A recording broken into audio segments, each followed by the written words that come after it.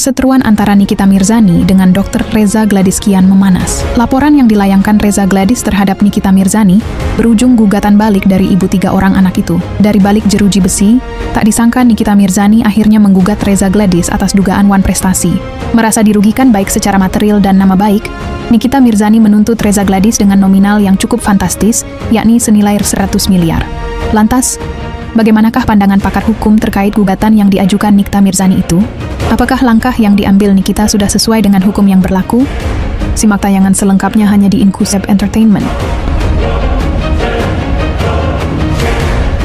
Kalau kita melihat gugatan itu ya, yang diajukan oleh pihak Nikbir terhadap Reza Gladys, boleh-boleh saja. Cuman nanti bagaimana pembuktiannya, beban pembuktiannya seperti apa? Karena apa? Kalau tidak ada perjanjian secara tertulis, berarti agak sulit membuktikannya. Bukan berarti perjanjian itu tidak sah.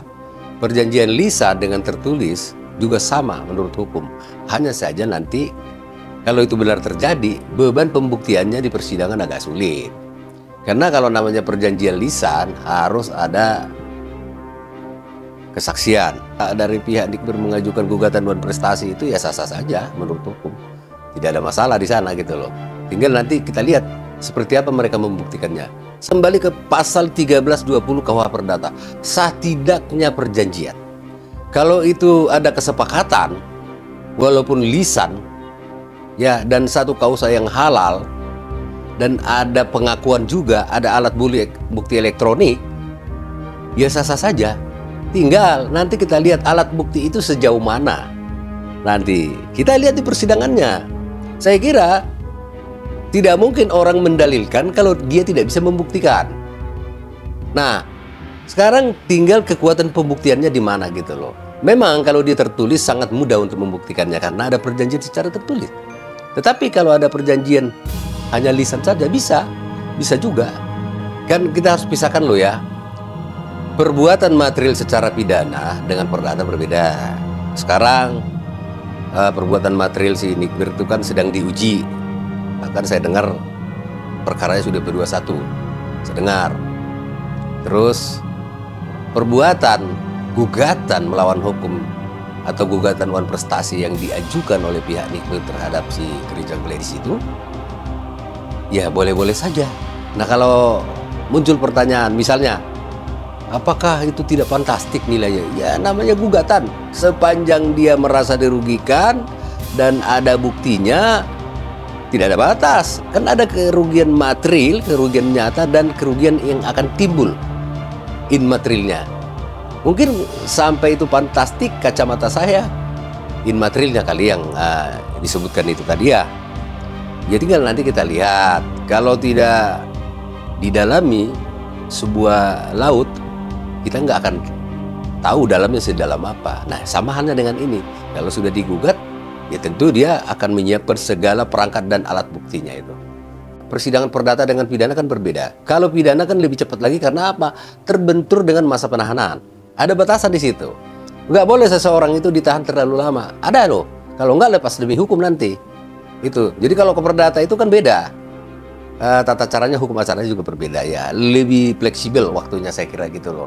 Kan kalau perdata ya wan prestasi kan perdata itu loh. Kalau pidana karena ada masa penahanan keterbatasan maka harus segera juga diputus dan hakim nggak boleh memperlama-lama itu. Ada dikasih batasan mereka itu.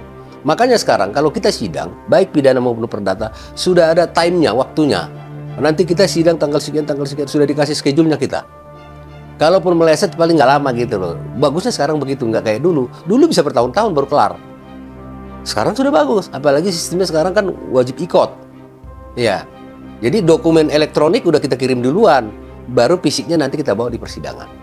Saya kira nggak lama kok. Buktinya perkara kita banyak itu cepat sekali, 3 bulan udah putus.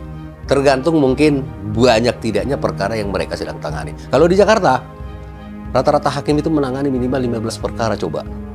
Nah, 1 bulan. Ya, bagaimana untuk memeriksanya itu?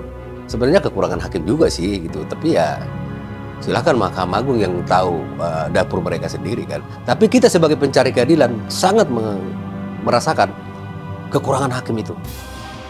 Ya, sampai kita sidang sampai malam, seperti tadi kita sidang sampai malam. Harusnya perdata itu jangan sampai malam lah sidangnya. Cukup dibatasi atau 2 hari pidana, 2 hari perdata, itu saya kira supaya lebih elegan. Karena kebanyakan waktu kita jadinya menunggu buang-buang waktu gitu loh. Ya karena campur, di sebagian pengadilan masih campur perdata dan pidana. Alasannya pidana itu tahanannya belum datang. Tetapi ketika dia sudah datang, perdatanya masih ada. Itu karena overloadnya perkara yang mereka tangani. Jadi disitulah supaya Mahkamah Agung juga ya menambah susunan majelis itu. Apalagi sekarang banyak yang mutasi. Itulah yang membuat nanti perkara itu jadi berlarut-larut dan lama. Dan itu juga akan menjadi tekanan buat hakim itu sendiri. Itu saya kira.